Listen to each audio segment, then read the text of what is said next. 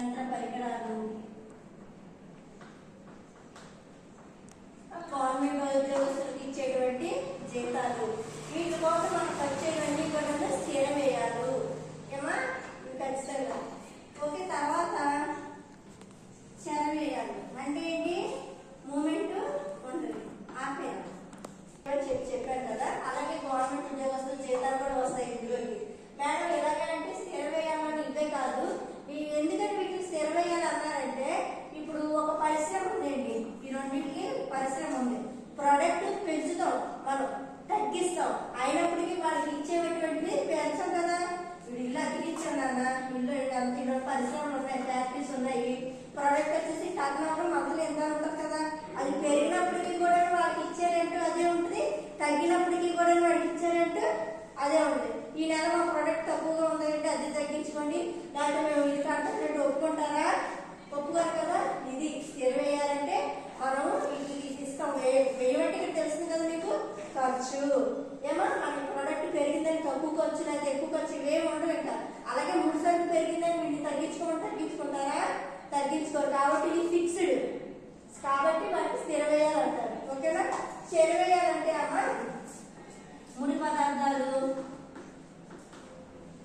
తర్వాత అందులో పరిశ్రమలో శ్రామికులకు ఇచ్చేటువంటి జీతాలు, సో అవన్నమాట. ఇవి కూడా దీనిపై డిపెండ్ అయి ఉంటాయి. ఇప్పుడు పరిశ్రమలోని ప్రోడక్ట్ లేదండి, లేకపోయేసరికి వాళ్ళకి జీతాలు తగ్గిస్తామంటే ఏమంటారు? బాబు కొంచెం చూసి తగ్గించండి అంటారు.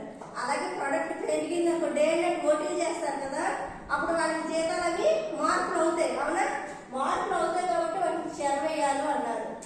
అలాగే మీకు ముడి పదార్థాలు ఇవి కూడా ఏంటి? ఉత్పత్తి పెరిగే కొద్దీ వీటికి డిమాండ్ ఎక్కువ ఉంటుంది, సో అప్పుడు కాస్ట్ కూడా ఏమవుతుంది? పెరుగుతూ ఉంటుంది. సో అన్ని మార్పులు ఉంటాయి కాబట్టి వీటిని చర వ్యయాలు అంటారు. వీటికి ఏమైనా మార్పులు ఉన్నాయా? లేవు కాబట్టి వీటిని స్థిర వ్యయాలు అంటారు. ఓకేనా. ఏమేమి వస్తాయో చెప్పాను కదా. ఇప్పుడు స్థిర వ్యయాలని స్వల్పకాలిక స్థిర వ్యయ రేఖ అంటారు ఇది, కానీ స్వల్పకాలిక చర వ్యయ రేఖ అంటారు. ఏమీ లేదు, స్థిర వ్యయ రేఖ, చర వ్యయ రేఖ. దాన్ని ఇంగ్లీష్ వచ్చేసరికి short term fixed cost, short term fixed cost. ఇది వచ్చేసరికి షార్ట్ టర్మ్ వేరియబుల్ కాస్ట్. ఏమో ఫిక్స్డ్ కాస్ట్ అంటే అది ఫిక్స్డ్, ఇంకా ఏమో వేరియబుల్ కాస్ట్ అంటే డిఫరెంట్ మారుతుంది. ఈ డయాగ్రామ్ చూపిస్తాను మీకు అర్థమైంది చూడండి. ఓ మీకు ఎప్పుడు చెప్తాను కదా, ఓ ఎక్స్, ఇది వై. ఇక్కడికి వచ్చేసరికి ఉత్పత్తి చూపించాను ఓవై అక్షం మీద, ఇక్కడ వచ్చేసరికి నేను ఏం చూపించాను? వ్యయం చూపించాను. ఇది ఫిక్స్డ్ కాబట్టి ఉత్పత్తి పెరిగినా తగ్గినా మనం ఏంటి ఖచ్చితంగా కట్టాల్సింది కాబట్టి ఇది ఎస్టీఎస్ అంటే దీనికి సమానంగా ఉంటుంది. అంతేనా. ఇక్కడ ఓ ఎక్స్, ఇది వై. ఇక్కడికి వచ్చేసరికి డిఫరెంట్ గా దీన్ని వేయి చూపించాం, దీన్ని చర వ్యయం అంటారు.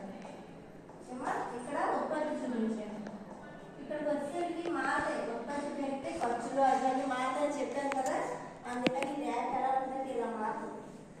ఏమో తగ్గచ్చు పెరగచ్చు, ఇలా ఉంటుంది. ఇక్కడ వరకు ఓకే కదా.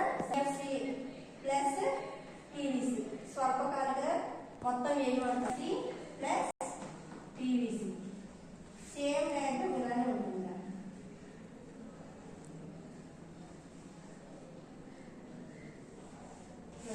కలిపితే వచ్చింది డయాగ్రామ్ అలానే ఉంటుంది. సరే అంతే. ఓకేనా. అలాగే ఈ రెండింటి వేరియబుల్ మీకు తెలిసింది కదా, తెలిసిందా? మీరు ఏమేది గుర్తుపెట్టుకోవాలంటే ఫస్ట్ డయాగ్రామ్ మనం ఇలా గీసాం, అవునా? ఫస్ట్ డయాగ్రామ్ ఇలా గీసాం మనం, ఇది మర్చిపోకూడదు మనం. ఎక్స్ వై ఓ, ఇది వై. ఫస్ట్ డయాగ్రామ్ ఇది గీసాం కదా, ఇక్కడ నుంచి ఒక వేయి రేఖ వేస్తాం. రెండో దానికి ఏం చేసాం మనం? వేయి రేఖ మాత్రం చెప్పాం, దీని నుంచి ఒక వేయి రేఖ. ఇది ఎస్టీ